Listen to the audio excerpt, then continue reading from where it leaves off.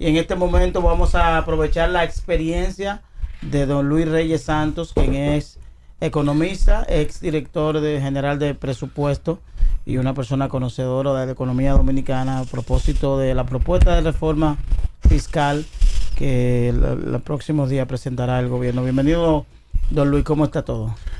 Buenos días, un placer estar con ustedes. Estoy bien. Siempre, muchas gracias. Siempre es un honor para nosotros recibirlo aquí. Siempre. Muchas gracias. Para mí también compartir con ustedes. Don Luis, ¿hay información ya concreta en torno a lo que será la reforma fiscal? ¿Tenemos algunos detalles? Se dice que se dijo que el lunes se va a presentar, después que no, después que sí. ¿Cuál es la información veraz? Mira, antes de tú decirle que Luis, debemos decirle que Luis Reyes tiene muchos años de experiencia bregando con reformas fiscales, con presupuesto nacional y con política monetaria, porque fue funcionario de alto nivel del Banco Central. O sea, vamos a hablar con alguien que sí sabe, y no es político, es un tema a nivel técnico. Adelante. Gracias. Bueno, en realidad todavía, hasta que no se presente la propuesta de reforma, uno no puede decir que hay nada firme, porque las informaciones que uno ha estado manejando son informaciones no necesariamente contradictorias, pero sí que varían respecto a lo que se había planteado. Originalmente la información que se manejaba es que el gobierno iba a plantear una reforma fiscal con el propósito de recaudar el equivalente a 2.5% del Producto Interno Bruto para el próximo año, que en valor absoluto estaríamos hablando de unos 200,000 millones de pesos. Más recientemente ha circulado la idea de que la reforma solamente buscaría 1.5% del Producto Interno Bruto.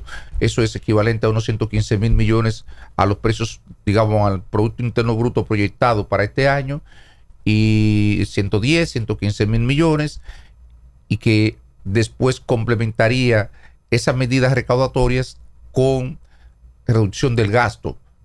Ya todos conocemos la propuesta del gobierno de refundir instituciones del Estado, de achicar el tamaño, por lo menos de las instituciones, porque yo tengo que ver cómo es que van a reducir el tamaño, el gasto, que es otra cosa. ¿A quién van a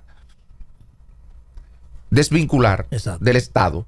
Porque las experiencias que nosotros hemos tenido aquí, incluso yo recuerdo, lo estoy diciendo con sinceridad, una vez me invitaron a un evento internacional auspiciado por organismos internacionales, con la idea de que se planteara, en ese entonces yo era director general de presupuesto, que se planteara la visión de la Dirección General de Presupuesto de cómo se podía refundir el Estado. Algo con lo que yo estoy de acuerdo. Yo creo que nosotros deberíamos de achicar el tamaño, por lo menos disminuir las instituciones, porque aquí hay muchas duplicidades. Pero ojo con lo que voy a decir, Ojo. Una cosa es esto y otra cosa es, nosotros tenemos disparidades en términos salariales terribles. Esas disparidades, aún, yo no sé con qué criterio lo ha hecho este gobierno, ha crecido mucho la nómina. Lo que no estoy seguro es si ha eliminado esas disparidades. Nosotros sabemos lo que gana una enfermera y nosotros sabemos que una enfermera gana nada. Pero disparidades nosotros, más o menos a qué niveles, vamos a ver, porque a mí me gusta ese tema. El tema es que hay algunos, por ejemplo, un director general debería ganar. Una gente que gana 1.800.000. No me estoy refiriendo a eso, que esos son fundamentalmente instituciones financieras fuera del gobierno central. Estoy hablando dentro del gobierno central. Por ejemplo, un director general debería de ganar 250,000 pesos, pero no todos los directores generales ganan 250,000 pesos. Y eso hace que los directores de áreas de esas instituciones ganan muchísimo menos que lo que puede ganar, por ejemplo, un director general en el Ministerio de Hacienda, en el Ministerio de Economía, y así sucesivamente. Ahí hay muchas cosas por hablar. Por lo menos eso es lo que dice la ley. Técnicamente podríamos tener una discusión si eso debería ser o no debería ser, pero eso es lo que dice la ley. Y hay, incluso en salud, yo recuerdo que había personas nombradas que ganaban el salario mínimo y por debajo del mínimo. Se hizo un gran esfuerzo por eliminar eso, pero el tema es que aún en el salario mínimo, esa gente, salario mínimo de ese entonces, yo no sé si eso lo corrigieron. Lo que quiero decir con esto es que usted puede eliminar instituciones del gobierno Y el ahorro que va a generar eso, usted va a tener que utilizarlo posiblemente para reajustar esos salarios. Entonces eso no va a generar ningún ahorro, excepto el caso que ya lo planteó el Fondo Monetario Internacional en el documento que puso a circular en el día de ayer, donde decía que se aplique el tema del pacto eléctrico, y obviamente el pacto eléctrico, donde el gobierno en ese sector está transfiriendo anualmente 1.500 millones, 1.600 millones de dólares, pues por ahí podría generar ahorros. Después del tema de la refundación de instituciones, no me queda claro, habría que ver, oye, método de eso, si el gobierno está dispuesto a eliminar algunas cosas, empleos, pero yo dudo mucho, porque este gobierno nunca ha mostrado esa vocación. Por ejemplo, refundar el Ministerio de Educación Superior con el de Educación. ¿Qué reducción significa eso? Por ejemplo, eliminar el ministro y qué más. Por eso, no sé cómo, qué más. Es inmaterial, eso es inmaterial. Eso, perdónenme, no sé qué más. Así que otra cosa eliminaría. Podría eliminar algunas cosas, pero son marginales. Lo que estamos diciendo es que no vemos el ahorro importante es significativo. Para complementar la recaudación que el gobierno aspira. Eso que tiene que buscar, porque el problema de la sostenibilidad de la cuenta es que eso es con dinero duro que necesita el gobierno para mejorar las cuentas fiscales, mejorar la inversión y obviamente cumplir con lo que pueden ser sus metas en términos de realizaciones. Señor Luis, se pueden hacer muchas revisiones, como usted señala. También está, y lo hemos mencionado aquí en el espacio, el tema del barrilito, que hay un desembolso importante ahí. Hay otros elementos también que quizás no se están tomando en cuenta en términos de recaudación. Aquí hemos hablado mucho de que las motocicletas no pagan renovación de marbete y representan la gran mayoría en el parque vehicular de la República Dominicana, y así muchísimos aspectos más.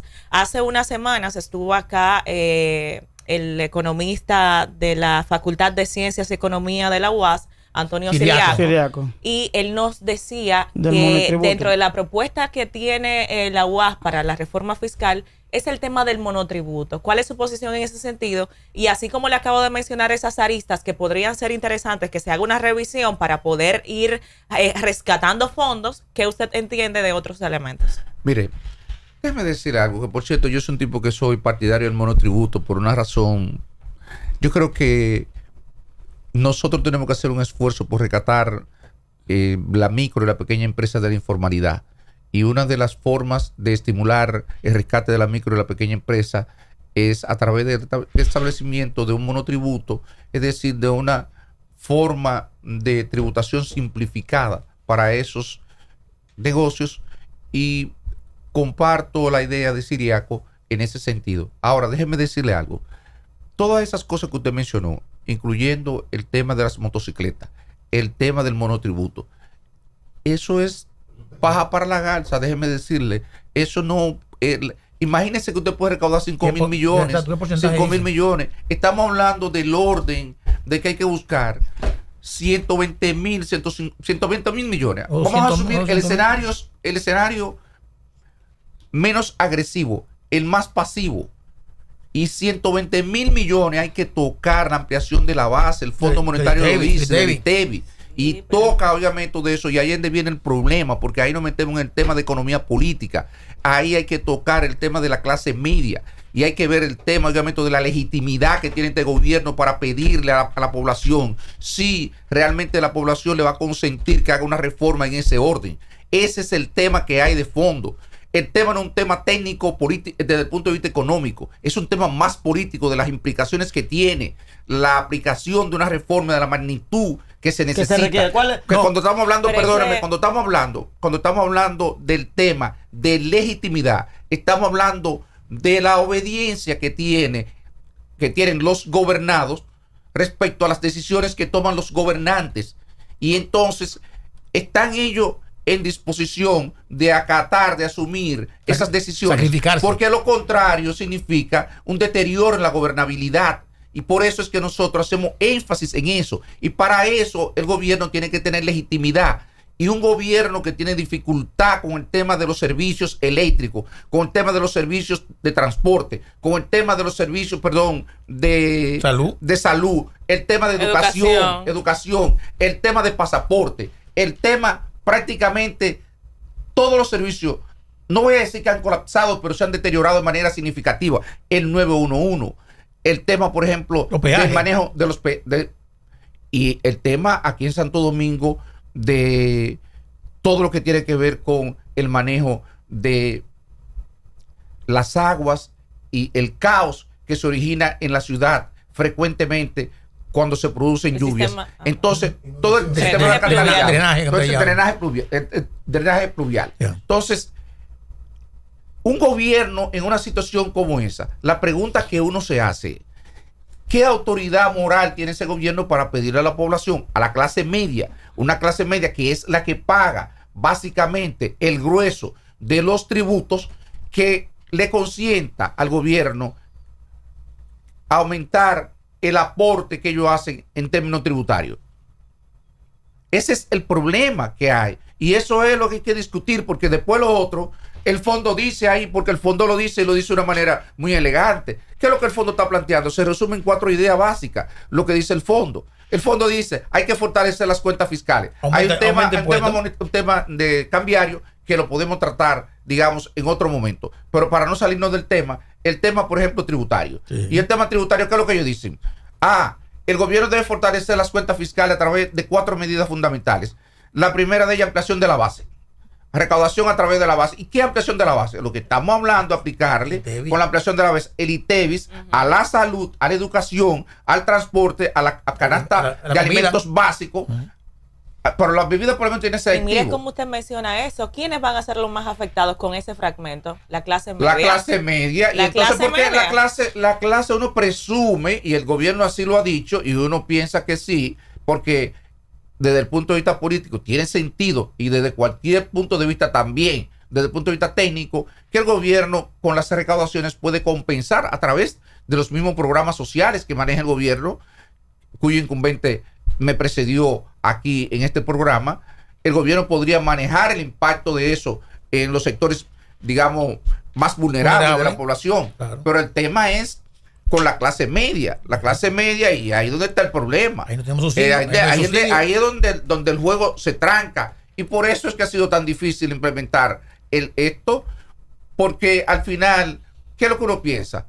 Que el gobierno debería hacer una reforma, pero el gobierno en realidad debió de comenzar con una reforma básicamente, tal vez mejorando, cerrando, eliminando algunas cosas de las que plantea el fondo, como puede ser reducir quizá las exenciones, el gasto fiscal, lo que nosotros llamamos gasto fiscal, algunas de las exenciones, pero también volvemos a lo mismo, porque el grueso de las exenciones, el ITEVIS. ¿Por qué? Porque son para favorecer al consumidor.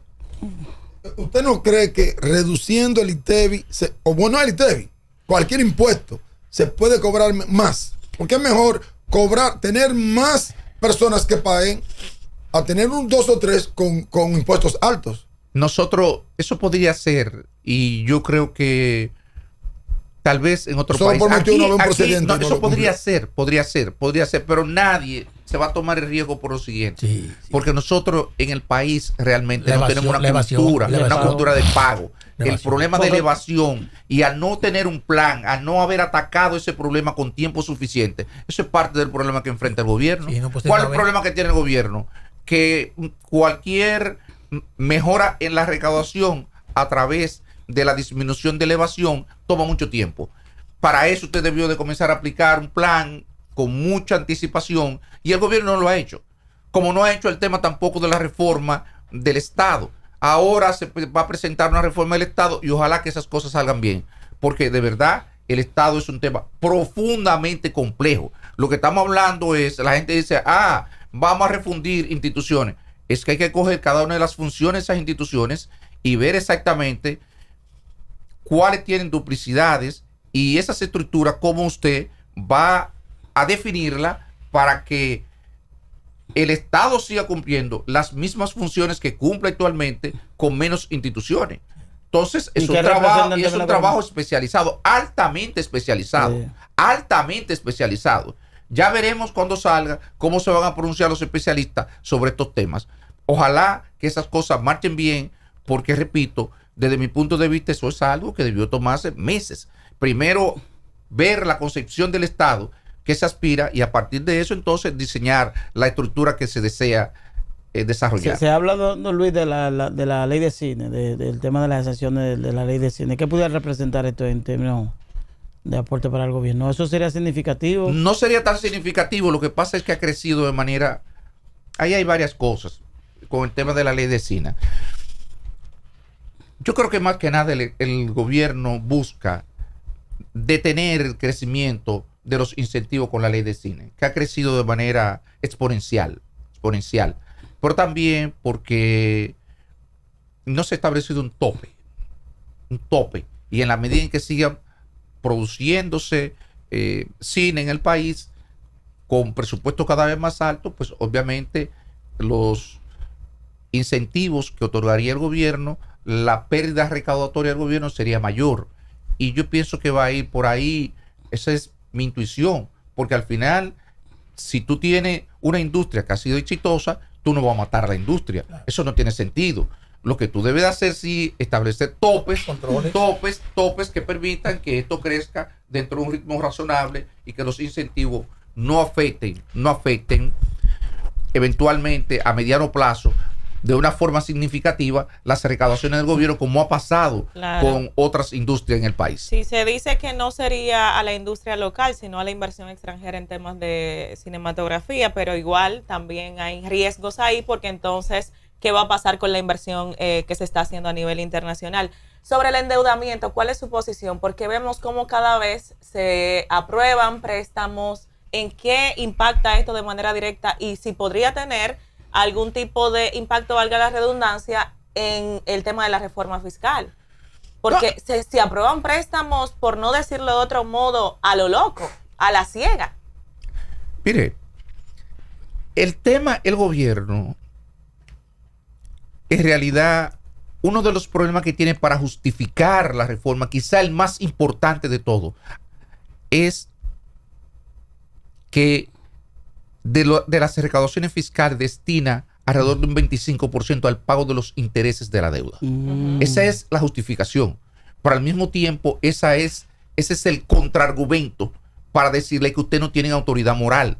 Porque quienes han incrementado de una manera galopante el tema del endeudamiento ha sido este gobierno. Entonces, si ustedes están pagando mucho, fue por decisión propia.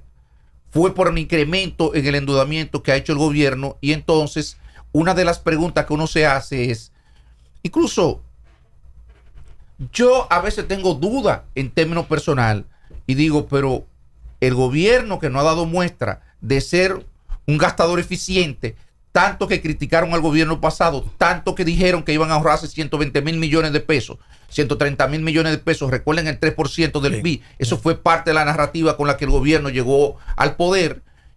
Y el tema del endeudamiento, que el gobierno anterior se endeudaba mucho, que el gobierno anterior no sabía gastar, y resulta que ellos se van a ahorrar 3% del Producto Interno Bruto, ni se han ahorrado el 3% del Producto Interno Bruto y han gastado en 4 años, se han endeudado en la misma proporción, un poco más que lo que se endeudó la administración pasada en 8 años.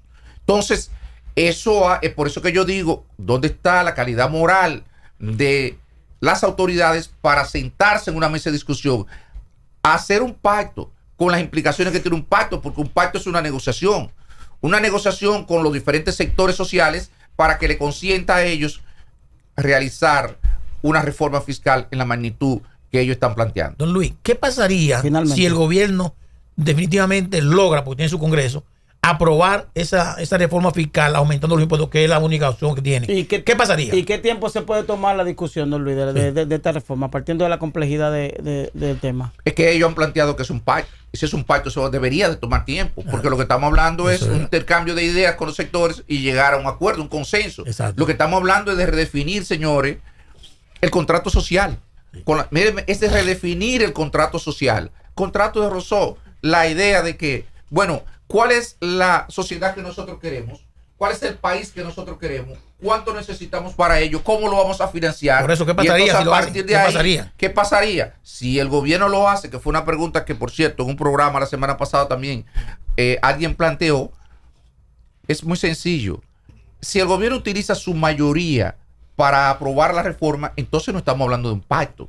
Él estaría imponiendo su reforma. Y obviamente eso tiene implicaciones desde el punto de vista de la legitimidad de la decisión que se está adoptando, con la consecuencia que eso puede tener, porque la persona que hizo el comentario fue un político. Y yo le dije, bueno, muy bien, al final el gobierno siempre puede apelar a eso, pero ustedes conocen bien como políticos que también eso puede provocar un deterioro en la gobernabilidad del gobierno. Claro. Lo ideal es que uno, cuando va a hacer una reforma de esta magnitud, lo haga lo más consensuada posible, lo más consensuada.